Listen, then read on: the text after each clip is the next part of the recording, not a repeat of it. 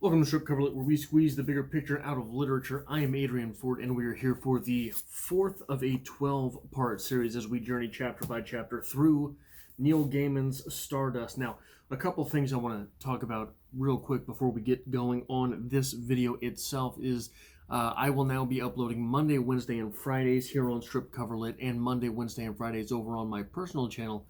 I will pin a comment from my personal channel in the comment section below. Go over there, follow me there as well if you are into this sort of thing. What I'm going to be doing over there on Fridays, every Friday over there, is I will be talking about The Mandalorian as The Mandalorian drops.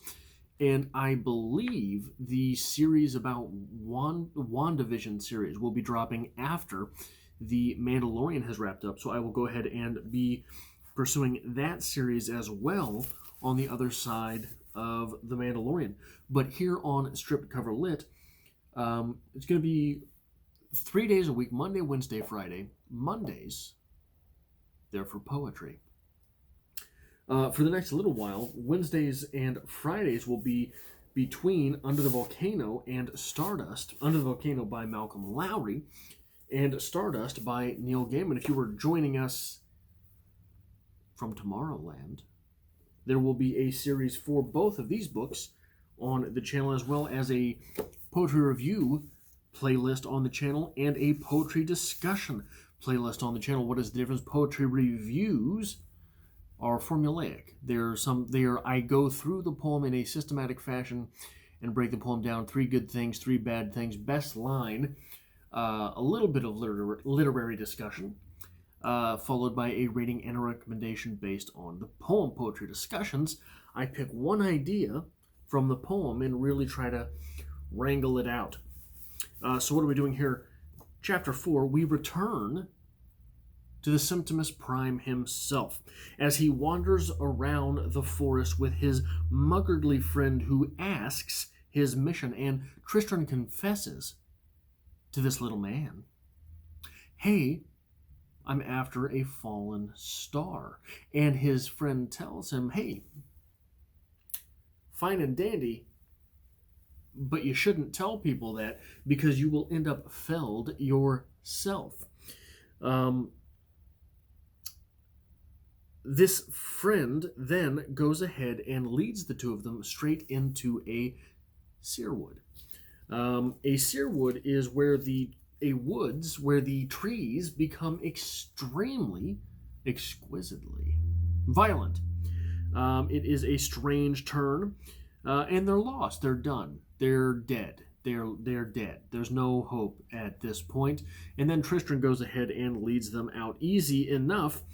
He leads them back to safety. Following this, we rejoin the Amicable Brothers 3.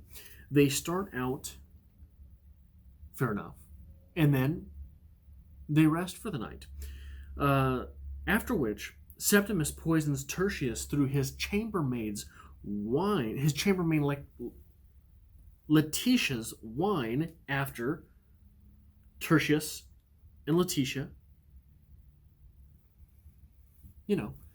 they boogie. Enter Primus the now angry, and exit Primus the vengeful. Then we meet Brevis, a poor boy. He's just a poor boy. Nobody loves him.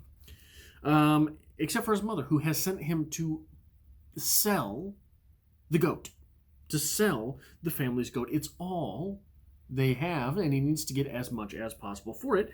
Wouldn't you know it, he stumbles upon our witch lady, who meets him and offers him a small fortune for the goat. Of course, he is excited and he accepts, and then the witch lady does what witch ladies do, and she turns him, old Brevis, into a goat himself.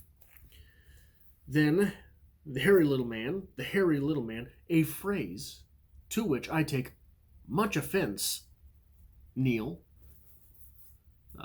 Hairy little man, that's fine, say what you will, has traded Tristan's shredded searwood clothes, the clothes that he wore in the searwood that were then cut up, tore to pieces, tattered.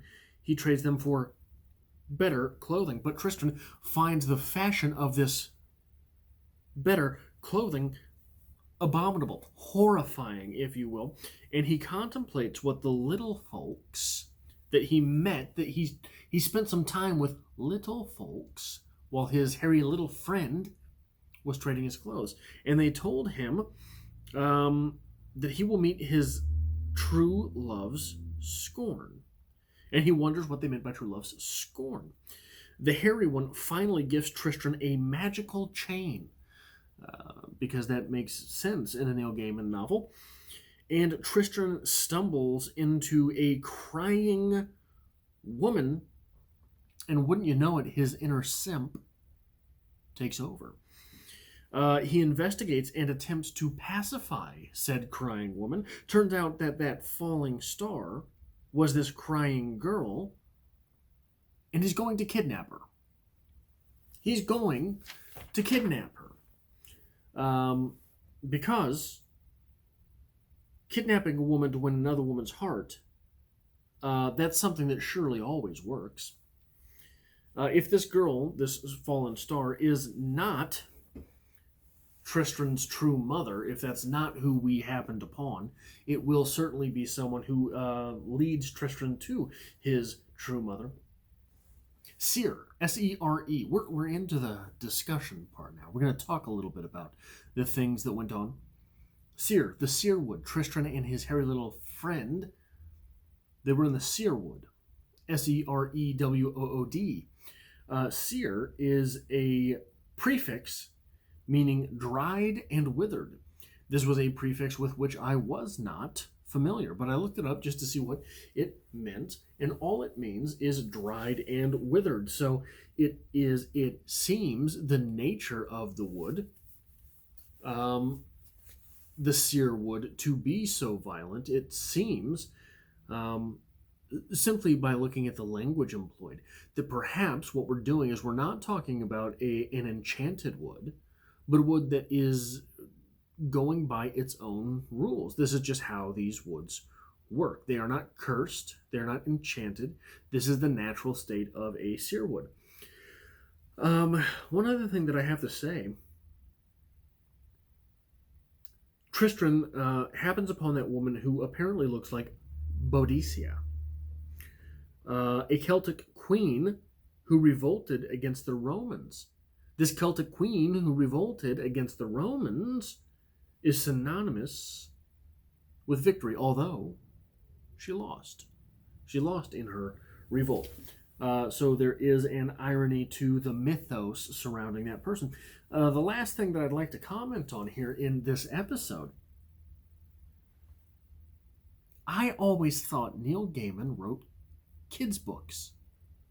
I always thought that you hear about Neil Gaiman, Madeline and American Gods and, whatever it was that Neil Gaiman wrote. I always thought that it was for kids. I always thought that these were children's novels, things that parents would read to novels. I had no idea that there was so much fairly explicit sex within these novels. It is perplexing to me.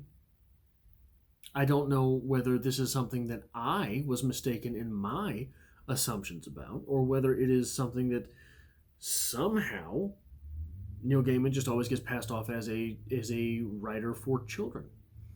Was that an assumption to which you were subject as well, that Neil Gaiman wrote stories for children, or is it just me? Am I misunderstanding that? And it is, look, there would be something I would be willing to accept sex as a part of a kid's novel if it were mentioned. This is not mentioned. This is explicit. We've had nipples,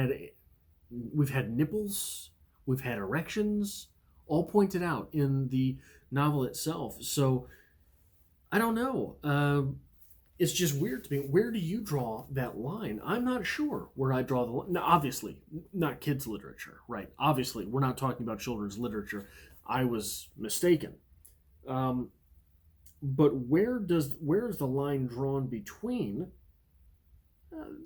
I would not be taken aback by this being considered young adult fiction. I think that it would be racy for young adult fiction anytime we're talking about genitals. Hey, maybe I'm a prude, but I think that it would be racy to be young adult fiction. I also think it's a bit juvenile to be passed off as adult literature. Now, hey, call me names if you want. Maybe I'm arrogant. Maybe I'm all sorts of things. I don't know. But these are not subject matters that normally cross into adult readership, that I would imagine. And when they do cross into adult readership, they're not wrapped in this packaging. Part of my assumption that Neil Gaiman is children's literature is the presentation of his novels. So it is striking to me to see all of that in here, but that is all I have this week for Chapter 4 of Stardust by Neil Gaiman. I hope to have you back next week for Chapter 5.